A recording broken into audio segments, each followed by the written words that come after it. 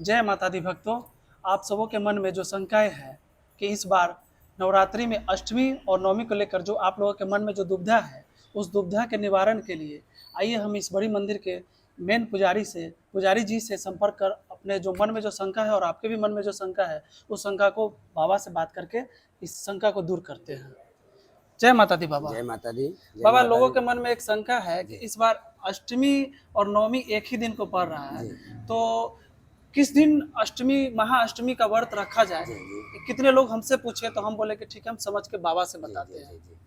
इसके लिए बहुत बहुत धन्यवाद सभी भक्तों को। जय माता दी, जय माता दी, जय माता दी।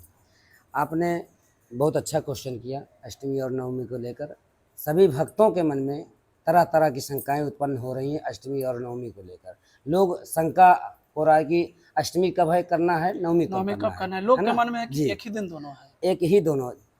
कारण क्या है कि इस बार दो तिथियां एक दिन हो गई हैं और अष्टमी और नवमी उधर एक तिथि घट गई है। इसके लिए चतुर्थी 2 दिन हो गई थी। ठीक है, चतुर्थी तिथि 2 दिन हो गई थी, जिसे कल भी चतुर्थी थी, आज भी थोड़ी देर तक चतुर्थी थी, लेकिन उसके बाद पंचमी लग गई है। ठीक है, तो एक दिन आगे बढ़ जाना चाहिए, आगे 10 दिन का नवरात्रि होना चाहिए, लेकिन नहीं, अष्टमी और नवमी जो है हमारी एक दिन आगे बढ़ गई। इसलिए हो गई हमारी अष्टमी जो है गुरुवार को प्रातः 7:00 पर तक ही अष्टमी है, सप्तमी है, उसके बाद अष्टमी लग जा रही है। 7:00 हाँ जी, सुबह अष्टमी गुरुवार को, क्योंकि हमारे ज्योतिष में सूर्योदय को ही लिया जाता है। जिस तिथि में सूर्योदय होता है उसी तिथि दिन भर मान्य होता है। सूर्योदय तिथि को ही मान्यता हाँ जी, जैसे गुरुवार को अष्टमी सूर्योदय 6:15 पे हो रहा है। ठीक है, और उस समय हमारी तिथि जो है सप्तमी है।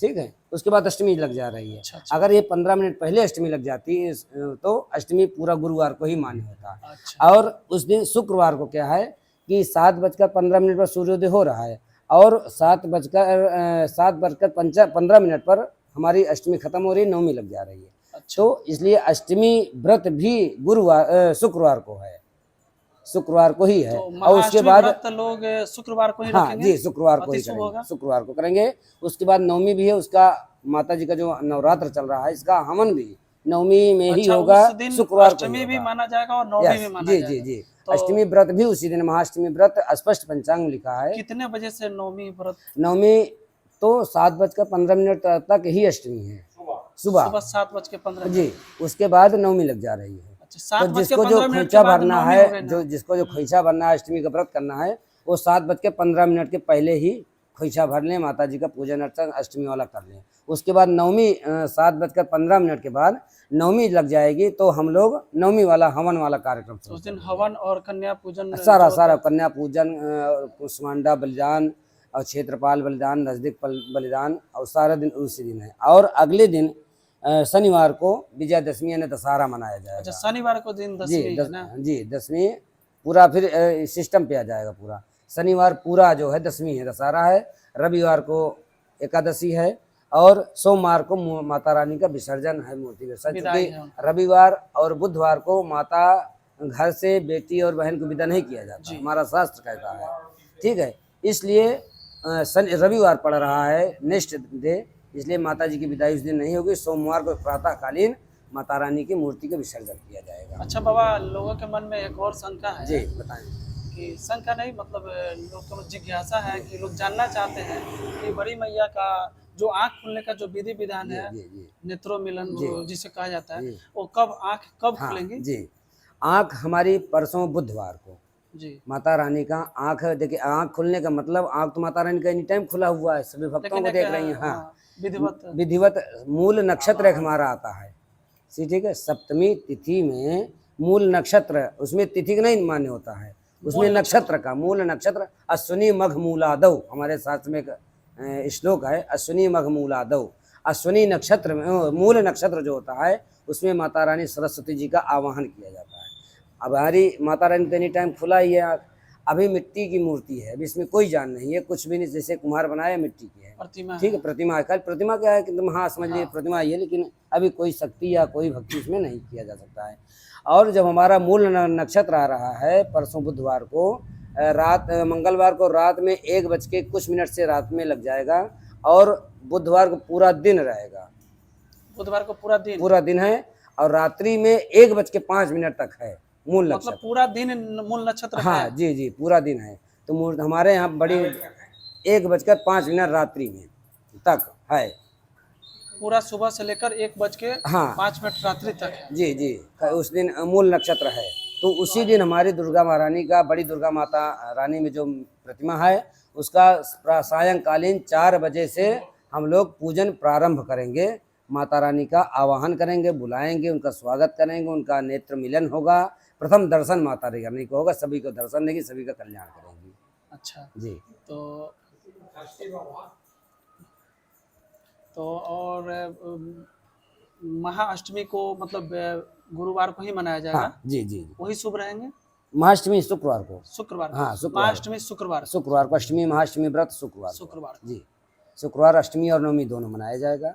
उसी दिन हवन भी होगा और अगले दिन दशहरा शनिवार को, रविवार के एकादशी है और सोमवार को माता रानी का विसर्जन है। और कोई भक्तों को कोई मन में शंका हो, जिज्ञासा हो तो हमसे संपर्क करें आके।